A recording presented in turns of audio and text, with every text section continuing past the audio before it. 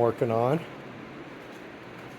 is I've got these rear wheels here. That's the amount of grease out of that I had to scrape off the back. This is actually the front. Scrape that off the back.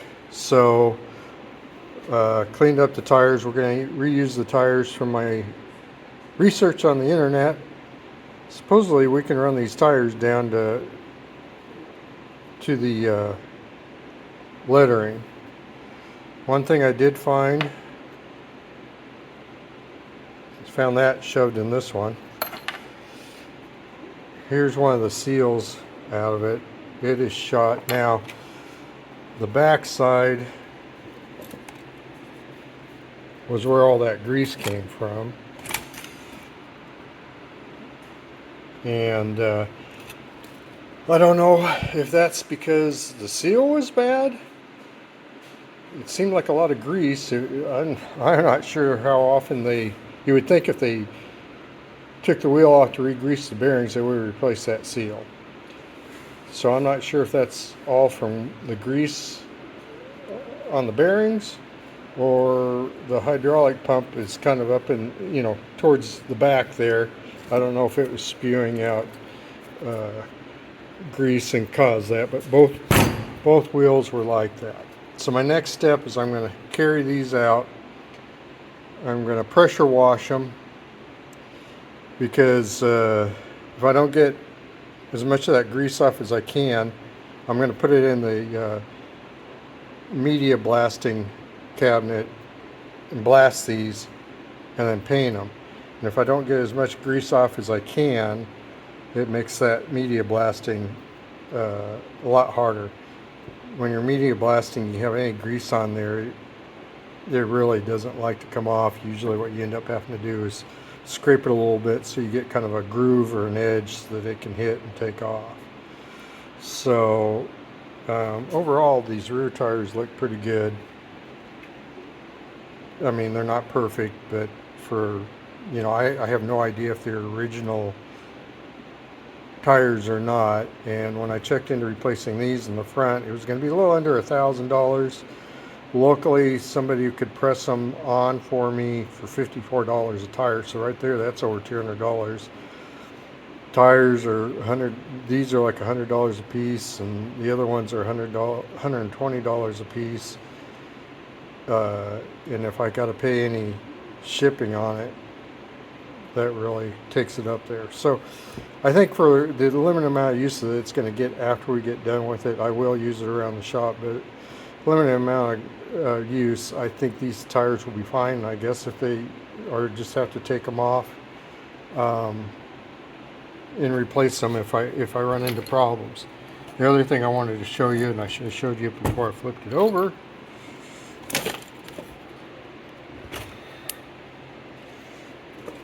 I don't know how much these things weigh, 50 pounds more. You can see down there, you can see the original red they were painted. Why they painted them white, I have no clue. But or take them off or repaint them red like they were supposed to be. Of course, why did they paint it from red? Why did they paint it from red to yellow is another mystery. Okay, we'll go power wash. Well. Here we are. I've got the first drive wheel ready for priming and painting. I had to spend quite a bit of time first using paint stripper on it, because whatever that paint is, I don't know if it was a lacquer or whatever that it got repainted with, media blast would just bounce right off of it. So I had to strip it clear as far down as I could, and then put it in the media blast cabinet and finish removing it. There was actually, on the drive wheels, there were 4 coats of paint. There was a white, it looked like a blue, and then the red, and then an orange. And if I could assume anything, I would say the orange was probably primer. I'm not sure what the blue was, because on the steering wheels, It only had the white and the red on it. Now, one of the things I ran into, and I hope I can get away with it, right in there, this right here is actually attached to the tire, and then they press the tire onto the hub. And up here where I was showing you, there was a crack that went practically all the way across this to the other side. So I welded it up and ground it down. I'm hoping that will hold. If not, I guess I will have to replace these tires. I don't want to. I should. They're pretty much flat. But I want to try to save a little money. I'm trying to see if I can find on this side where I welded across, right in there. I welded and ground down. Now the interesting thing about these is this hub that these mount on is also the brake drum, and I could not find anybody that could mount this in their brake lathe and turn it down. So we're just gonna, I media blasted it. They're not grooved that bad, and I think they'll be all right. We'll just let the new brakes seat themselves in that, and I think we'll be okay. So I'm going to take this over into our little paint booth after I get the other, well,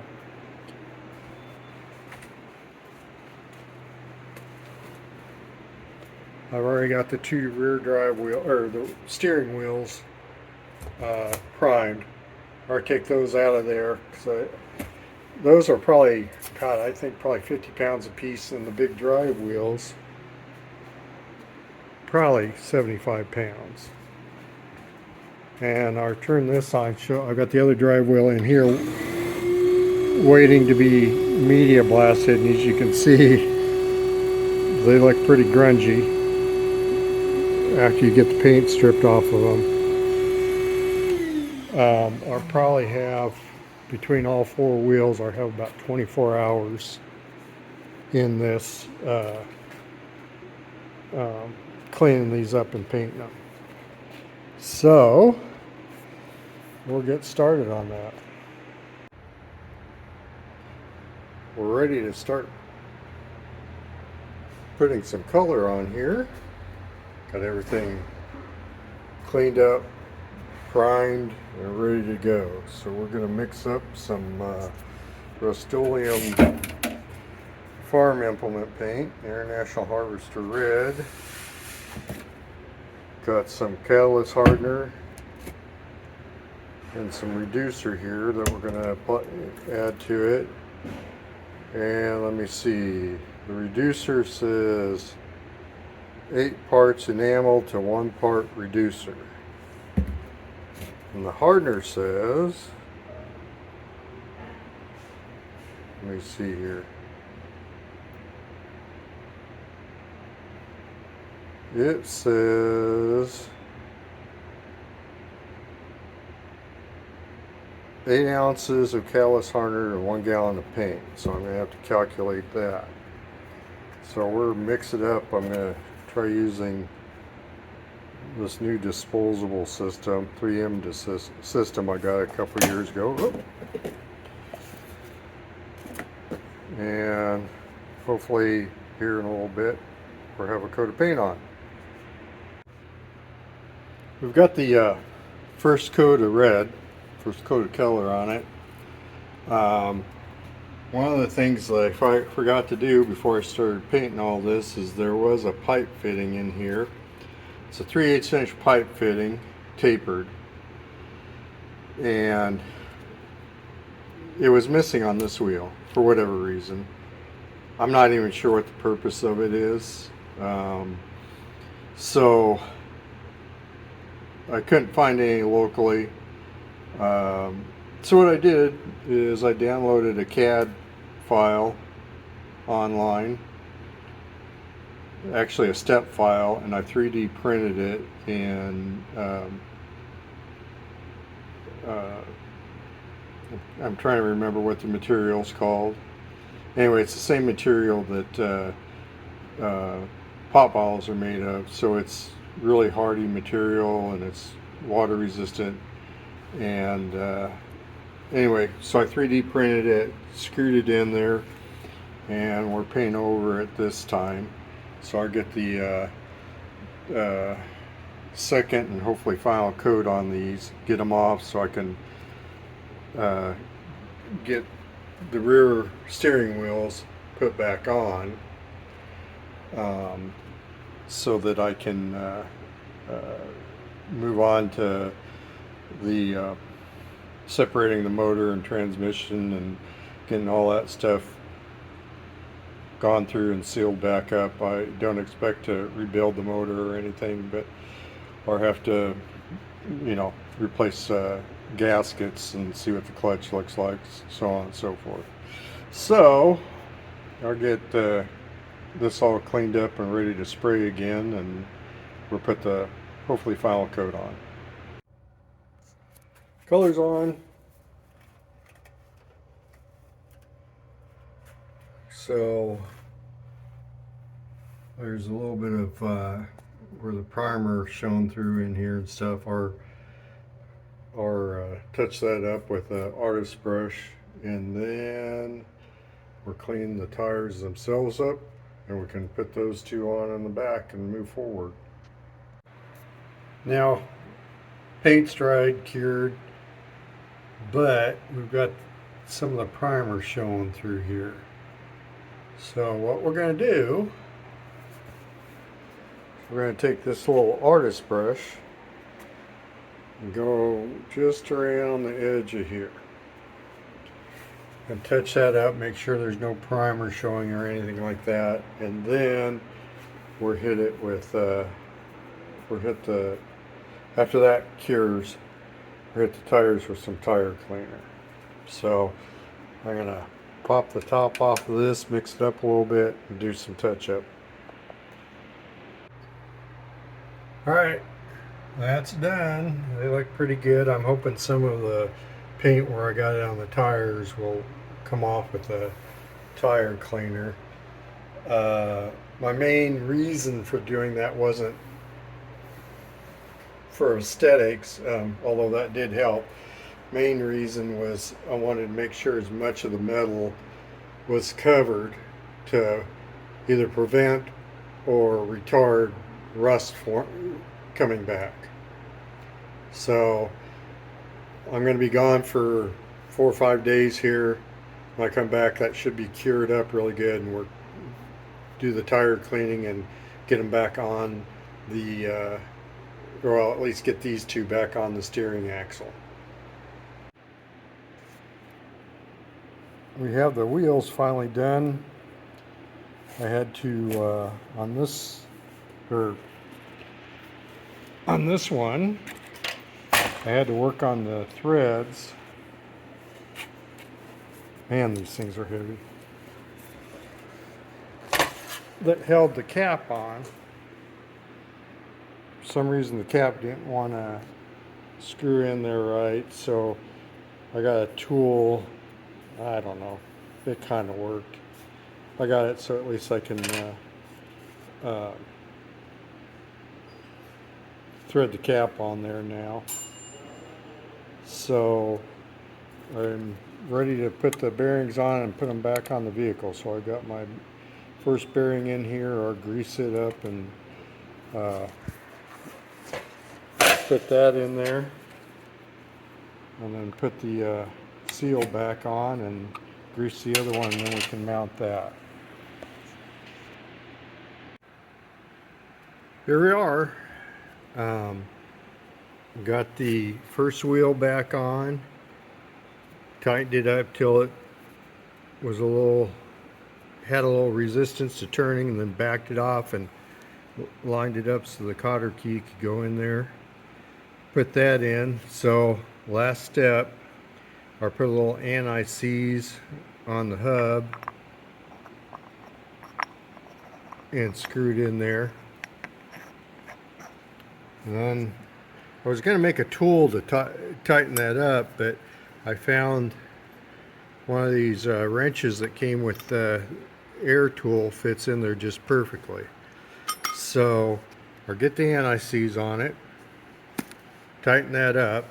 One thing I wanted to point out is if you look at this hub, you notice when they drilled this, wasn't exactly what I'd call centered correctly. So it's a good thing we're not driving 75 miles an hour on this. You know, maximum speed on this is 10 miles an hour or less, so we don't get any vibration or anything. But I thought that was kind of interesting. So I'll go ahead and get the anti-seize on there and screw it in. Hopefully I don't get anti-seize over everything, but you never know. So I'll show it to you when we get done. Well, would you look at that? Very little anti-seize aftermath. Probably have to clean a little bit of that up. But overall,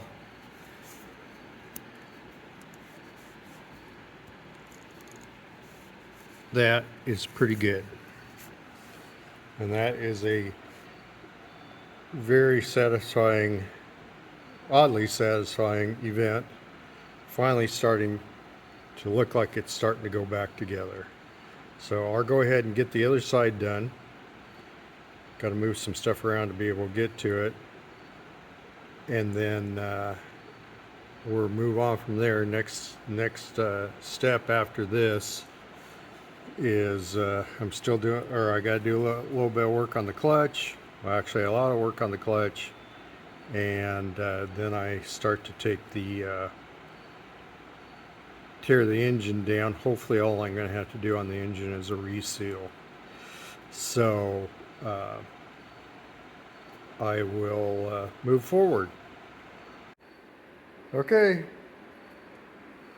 it's back on its 2 wheels at least. 2 more to go. That goes on that transaxle over there. It needs to be cleaned up and sealed again. So anyway, this is it for the episode for redoing the wheels.